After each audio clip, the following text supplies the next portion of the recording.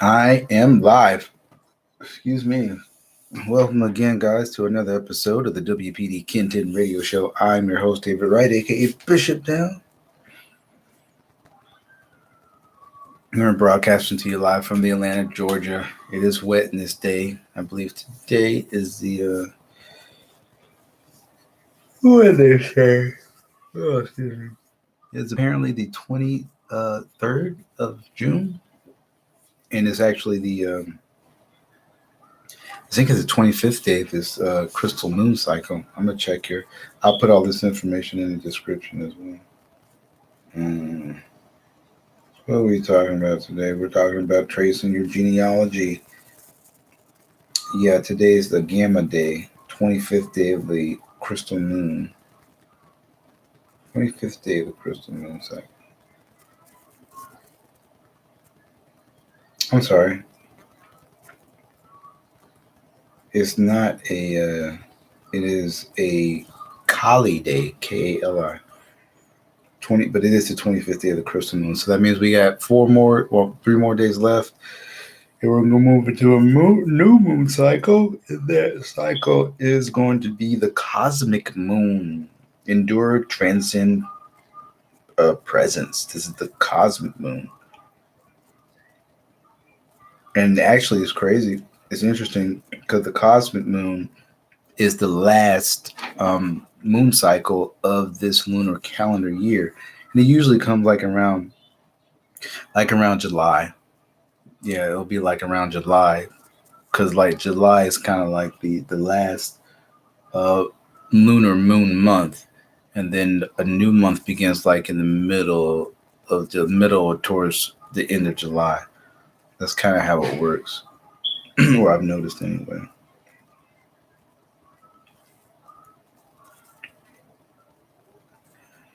And let's just check the calendar to see what that last. I'm just gonna go right here and check and see when that last day is. So the last day is actually July. It's on a Saturday, July 24th. Is the last day of the cosmic moon cycle, which is also the last day of the lunar year. So July 25th, we start a new. Well, actually, I'm sorry. July 25th is actually the day at a time. So the day at a time is July 25th, and then the next day we start a new moon cycle, a new lunar year with the magnetic moon on the 26th. So July 24th is the last day of the lunar year, and then July 24th is the last lunar day of the year, and then July 26th is the first day of the new lunar year, the magnetic moon. Unity, attract, purpose. That's interesting. Let me go back. Very interesting. I'm gonna mark that on my calendar. On my calends. My calends. My calends. Anyway, so what are we talking about? Tracing back your genealogy? Chasing back your genealogy, right? So and this is only important to those who really care about, really truly care to find out about where they're from, um, and who their people are. This is for those who really care. These are for those who want to find the actual truth, as far as speculation and guessing and going to somebody else to try to find the answers that you need to find for yourself. Because people go to the DNA, and even ancestry.com. And ancestry.com is one of the methods that you use, but if you're not putting in the correct information, you can't just rely on them to tell you who your people are. Like, you actually have to do some research, some search. There's a book that Dane Calloway has. It's called I think Tracing Your Ancestor or whatever. It's on his website. I'm just here to make you think.com, and also Amazon. I actually bought two of these books. I bought one for a person I know, because they were actually, this girl, she was just having some issues because she was just like, damn, everybody I date, I might be related to. I don't know. So I'm just like, well, if you want to find out who your people really are, you need to trace back your genealogy to find out who your people are. So when you know who your people are, then you can pinpoint. We have a better opportunity to pinpoint who other people are, so you don't have to worry about being with your cousin or something like that. I don't know. So I gave her a book and I bought me another one. Um, which now my father did some research um, a few years ago, and he pretty much went through his family tree as far as he could go back. We went back to actually I have the data. Uh, I don't know where it's at. I think he went back like to he went to the I think it was the 1890 census, 1890 or 1880 census, and one of the my my great great grandfather. I think he was born like in like 1805. He was born in 1805 because in the 1880 census he was like 75 or something like that. But he was born in 1805, and then it was a great great grandmother. I believe she was born in um 1812, I think, or something like that. Um, and one's from my grandmother's side. One's from my grandfather's side. But that's as far back as we can trace it. So far. But my people come from Virginia, the Virginia territories, and Kentucky area. Back in that time in the 1880 census.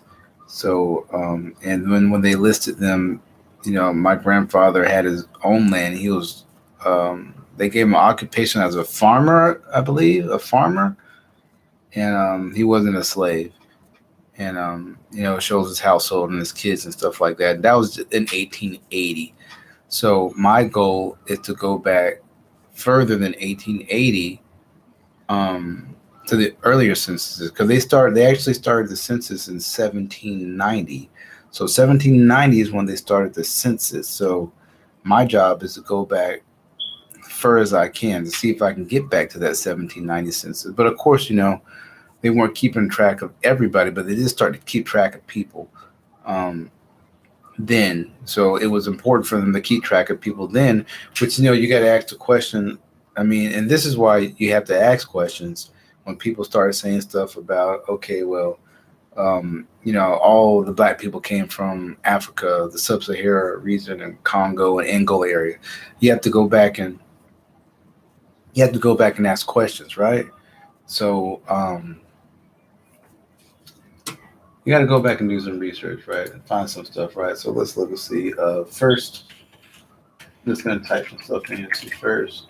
This is just Google stuff. You know, Google is just kind of like, you know, gives you a little site, like a site map, and then you have to do more research or whatever. So first, U.S. Census. So Google says, okay, it says 1790 was the first United States census. So as far as we got back, um, was 1890. So 100 years after the first U.S. census, my great great grandfather was a freedman. He had his own land. So imagine like 100 years back, were there slaves? I mean, you know, were there actually slaves? What the records do they have? You know what I mean? If you look at what they have here, um, August 2nd, 1970, the most populated state was Virginia, with 747,610 people. Total population they had back then. Now look at 1790. They said the total population was 3,893,635 people back in 1790. This is what they counted. or what they were able to count. The least populated state was Delaware, was almost 60,000 people, right? Now I'm just going to go back up here and do the U.S. Census 1890, because I think that's when I did. Okay, the 1890 United States Census, a little bit different. They say beginning of June 2nd, 1890, determined that the resident population of the United States to be 62,979,766 people. So that's a lot from 3 million.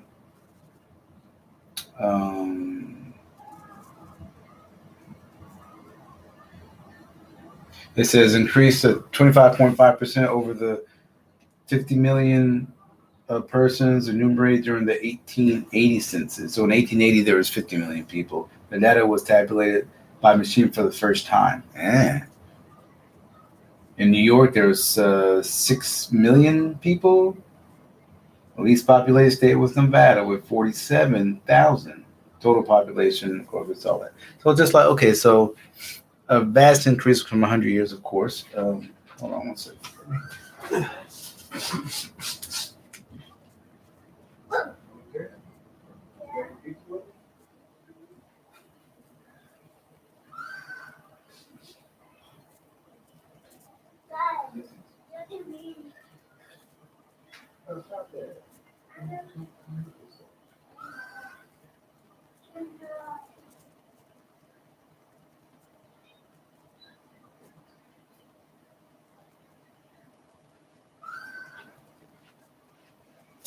Okay, so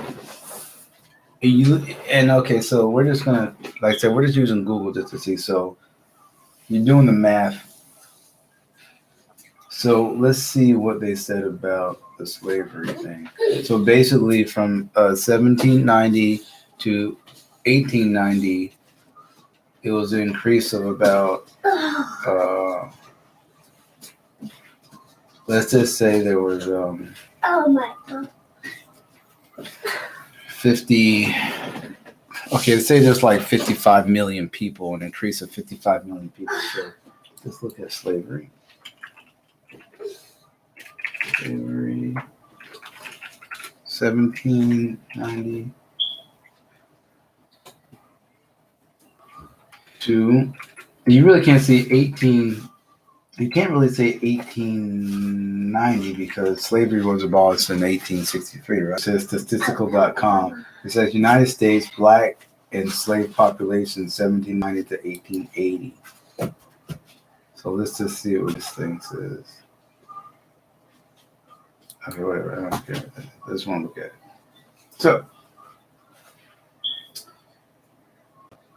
So it says right here in 1790.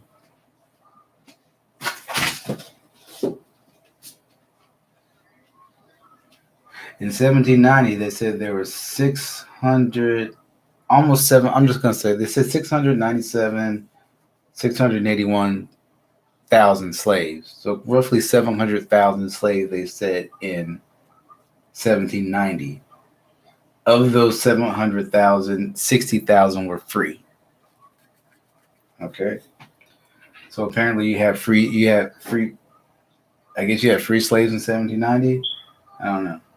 So let's just go all the way up to what they go to 1880, because they wouldn't go to 1890 but 1890. So and it's funny, it just says total here. It doesn't even say total slaves. Okay, so here we go. We got to go up to 1860 because they're not going to say there was total slaves in 1880 because slavery was abolished. So in 1860, they said there was a total of almost 4 million slaves. And out of those 4 million, almost 500,000 were free from to 1860, right? And then they go here and they say total 1875 million, another total 6, but it doesn't, I guess they're I guess they're talking about black people or quote unquote black people because they don't even say that, they just say a total or whatever, right?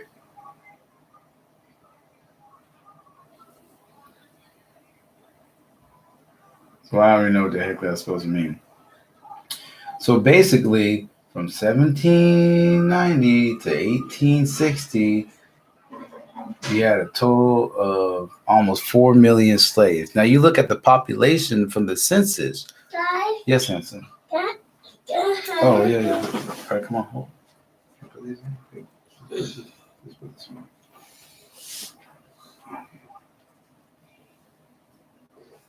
You're supposed to know how to put these pants on, man. You gotta practice. Take them off. Take your pants off. You're gonna practice right now because you gotta know how to put your own pants on, man.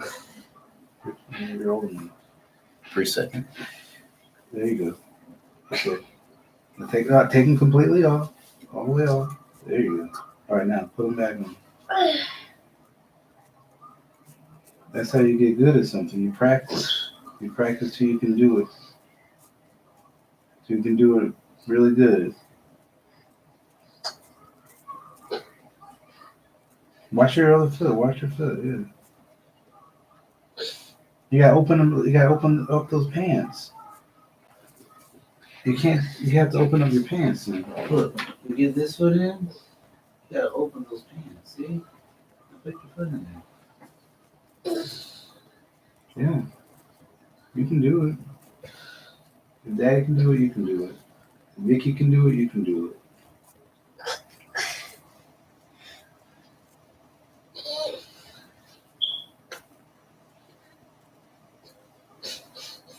Oh, dude.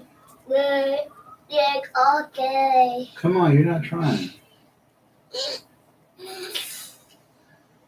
You gotta move. You gotta get your foot through there. You can't use your hands to get your foot through there. Come right here, right here.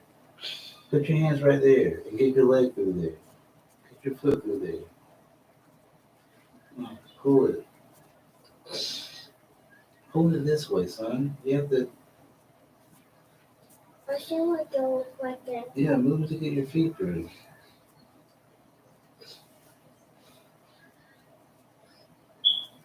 It's not that hard. You just gotta practice.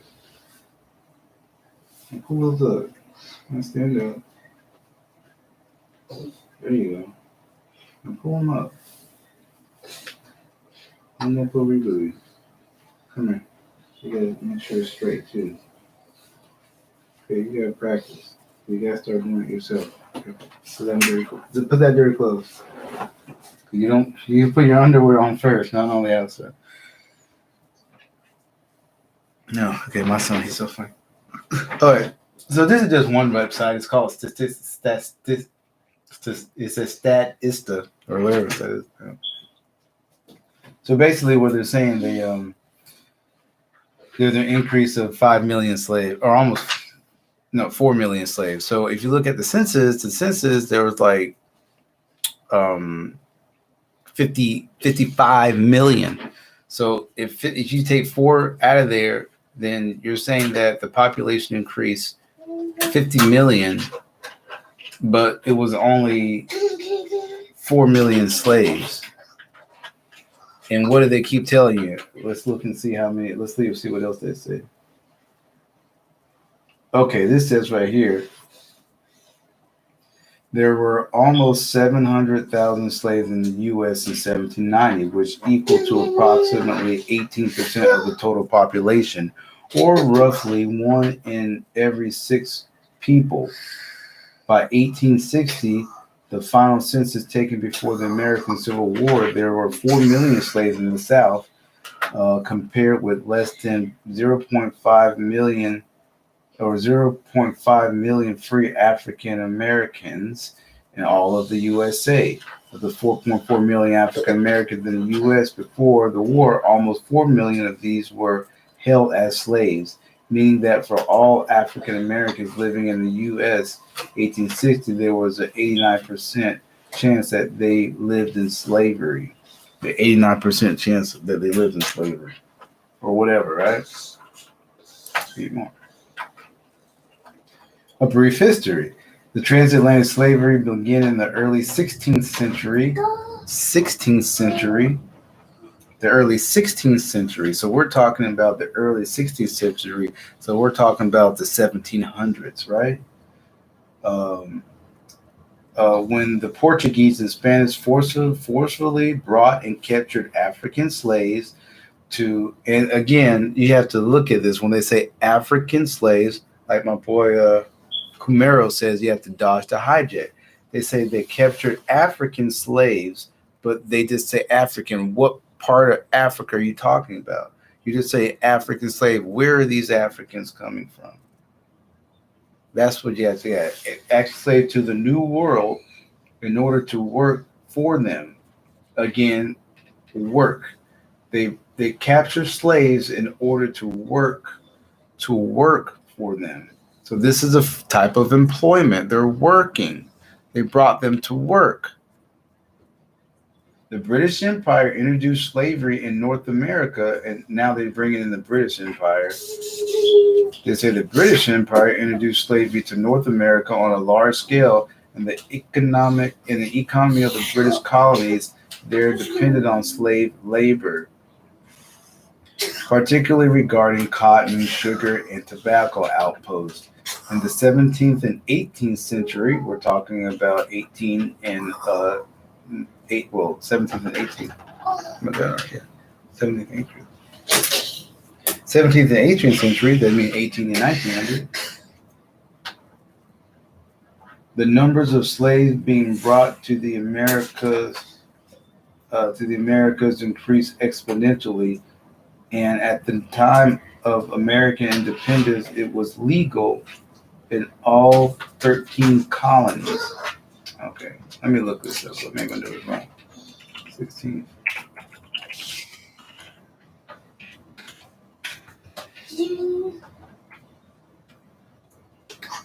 Okay, I'm sorry. I forgot. It goes behind. It goes back. So the century was the 1500s, right? So they're saying they started in the 1500s, and then in the 17th, which is the 16th, and the 18th, and the 17th, they brought more slaves or whatever, right? And legal in all 13 colonies. Although slavery became increasingly prohibited in the North, the number of slaves remained high during this time, as they were simply relocated or sold from north to south. It is also important to remember that the children of the slaves were also viewed as property, and apart from some very rare cases, were born into a life of slavery.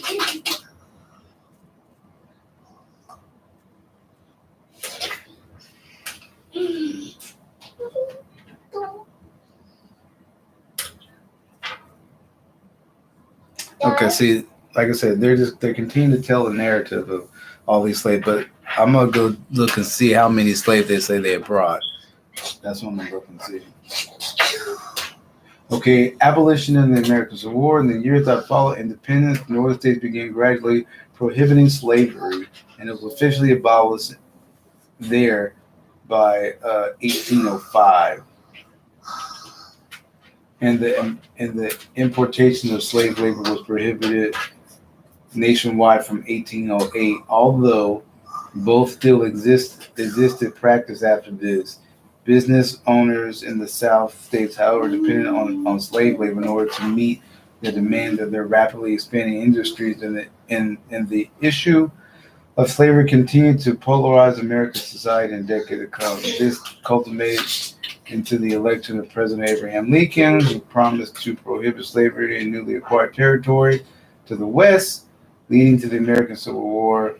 And again, see, the lie they tell that that Civil War fought because of slavery, because the South wanted slavery and the North didn't. This is not true. They didn't fight over the slaves. They could care less about the slavery, but slavery was still going on both sides, North and South. It was prohibited, but that didn't make it illegal. And again, so you have to understand, slavery is just paid labor. That's all it is.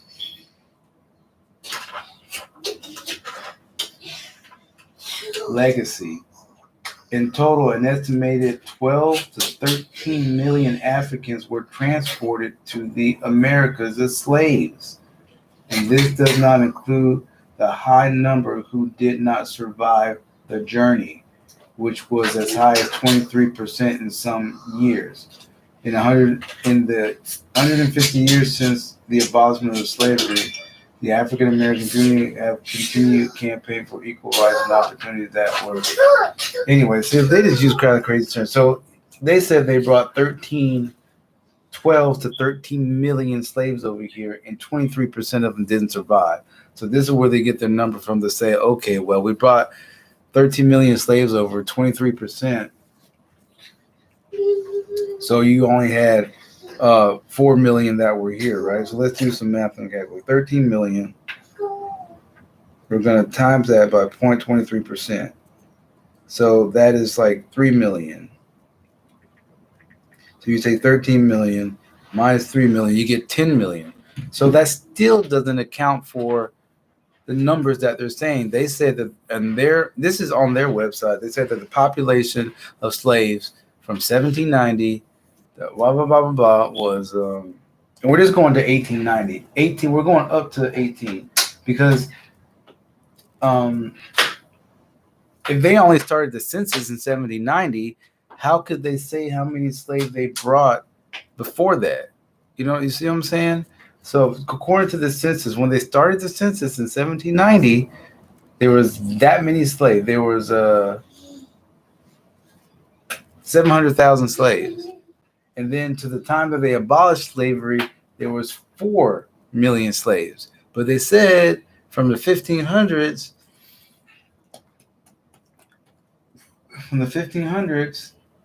what did they say? Here, what did it say? They just say in total estimation of 13 million, but they don't even have the time period they even said. It just says in total estimated 12 to 13 million Africans were transported to the Americas as slaves. They don't even have the time when that estimation was said. They don't say they said it started in the 16th century, but they don't have any documentation to prove that. See, and this is what I say you have to, this is what you got to prove stuff with documentation to know that it is true, right? That's how you can find out if it's true. One thing that that Dan Calloway talks about too is like, where's the proof? Where's the proof to show they did what they did? And this is why you go back to your genealogy to find out, because they have the records. They have the records to prove this stuff. So you can't tell me that these guys were grabbing people and bringing them over here, and they didn't keep track of the people they brought if they were selling them as property. So when you're doing, that's business. So when you're doing business, you're gonna keep track because you want to know. It's just not not a mystery. So you can't tell me they weren't writing stuff down, because they've been writing stuff down. So you can't tell me they weren't writing stuff down. And there's records of documents back then of trades that are happening, stuff like that. We just do a search right here.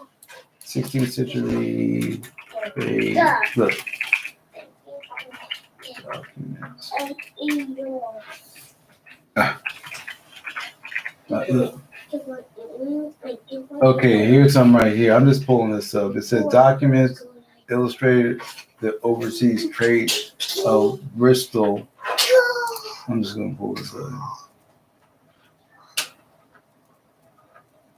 I don't know how to share my screen on this thing, on the live ones anyway, but hold on, it's down this video. I just want to know you guys can't see this, but you can just Google it and you'll see kind of what I'm saying. So I'm just going through just to kind of let you guys know. Oh, we're at 29 minutes. Okay. If the thing wants to pull up. No, don't. Okay, just waiting for this thing to pull up. But I just Googled 1500. I Googled 16th century trade documents, right? Trade documents. Because slavery they were trading, right? They were trading for goods. They were buying slaves from Africa and then trading them for goods and then bringing them over here, right? So here we go, right here. This is from a website, but it's pulled up. It says documents illustrating the overseas trade of Bristol in the 16th century. It says Bristol Public Society's publication. Yes, son. Where are you going? I'm doing a video. It says volume 31, documents illustrating the overseas trade of Bristol in the 16th century. I'm just going down. Edited. Printed for the 1979. Acknowledgements.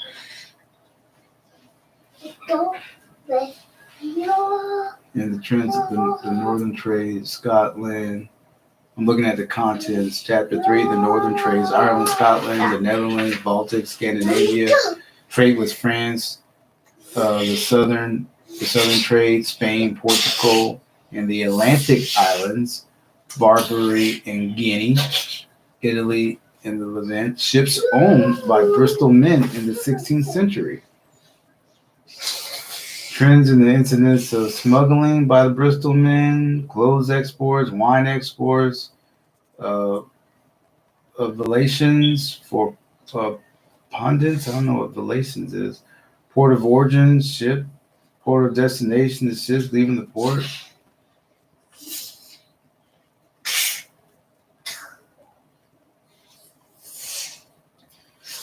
A note of transcription. In this book, the aim has been to show a wide variety of mercantile activity and as varied a collection of documents as possible. Limitations of time, space have meant that many documents are cut. Calendar since the main concern. Okay, whatever.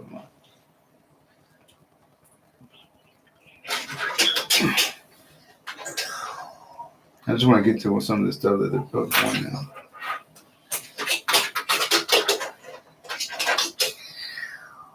See, like, you have to start researching and look at this stuff because they be telling you what it is. Okay, I'm just going to read this portion. The Bristol merchants in 1598, faced with fresh demands from the council, begged to be excused. They blamed the greed of the Londoners for their own poverty, and after detailing once more that all the causes of the city's decay they described as present state in funeral terms, the chief merchants, already rich, feeling smell hope, I love these words, to better their estate by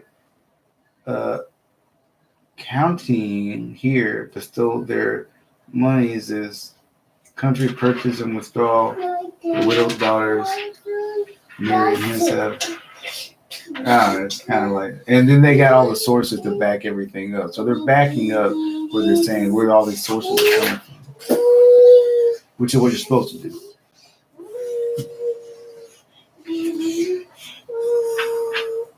Guys? Yes, Nancy. Mm-hmm. I'm just trying to go with this and listen with this introduction. This is more of an introduction. There's a lot of here.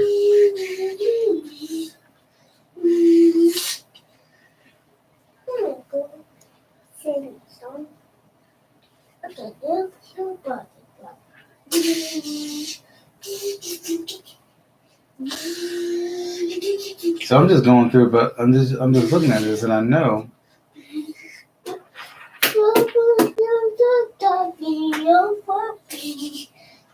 So they're listening to all the merchants here, their names and stuff like that, and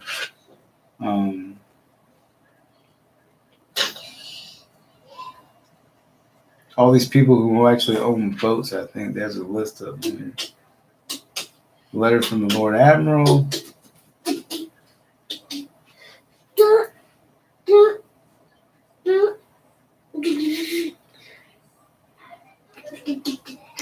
I'm just going down. Pardon me. My whole point is they were keeping records of everything. These guys were merchants, right? But you can't tell me they didn't have any writing that back then. They were keeping track of everything they did, especially for trading purposes. They got a list of people here, what they had. This shows William Clark. He had 6 bars of white hearing, 95 rays, sheepskin, 3.5 bar white hearing, 5 mantles, 8 Burgess Cherokees, the checkers, 3 stocks, 1 bar of white hearing. So these are like manifests of what these guys were bringing in, and they kept track of all this stuff. And this is in Bristol, wherever Bristol, the Overseas Trades of Bristol, the export of money to Ireland.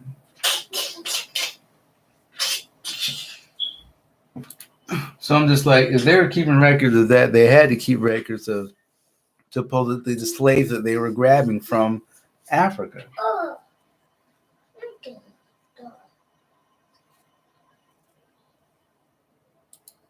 But there's nothing of that stuff here.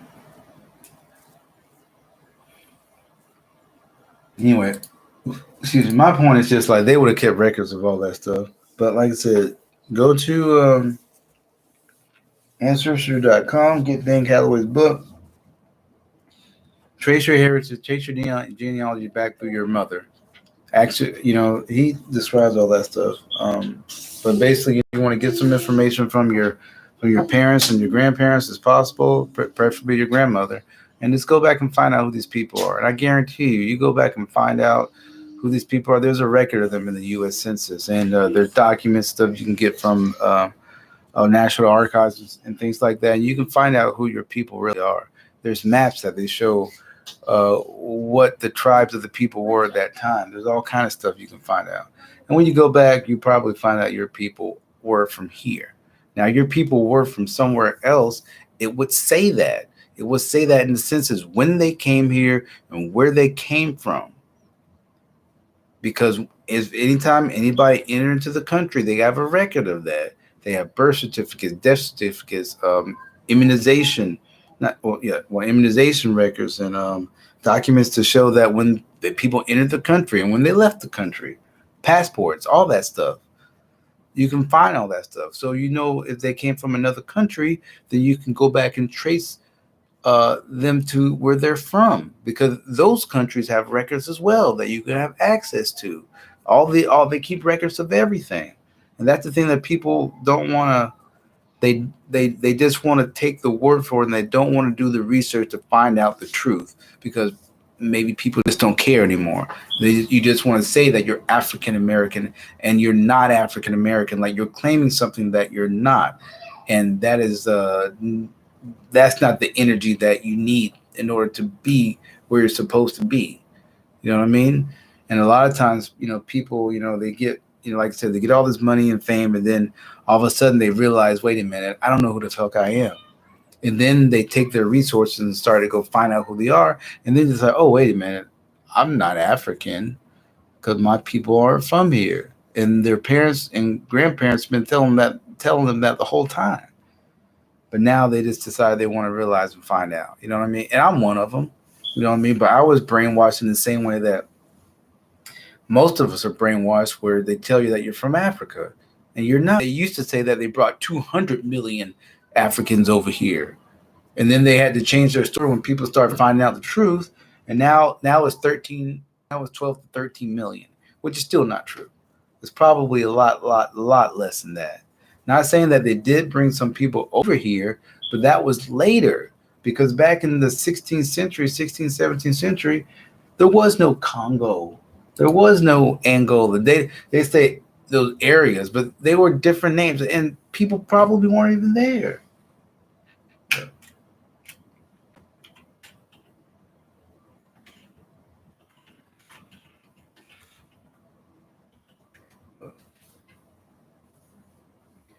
Kingdom of Congo. African-European contact in the Congo. And they spell it with a K.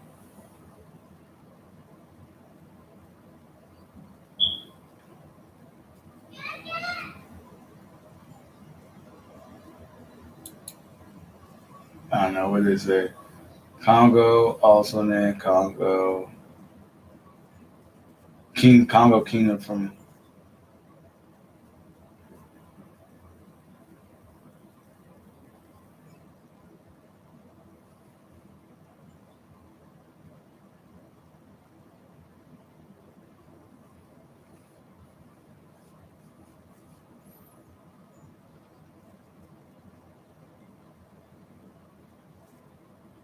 pre-colonial Africa, with a population exceeding 30,000 by the 17th century. I mean, read this stuff. They say the city, okay, basically they made a church. Congo converted to Christianity in the 15th century.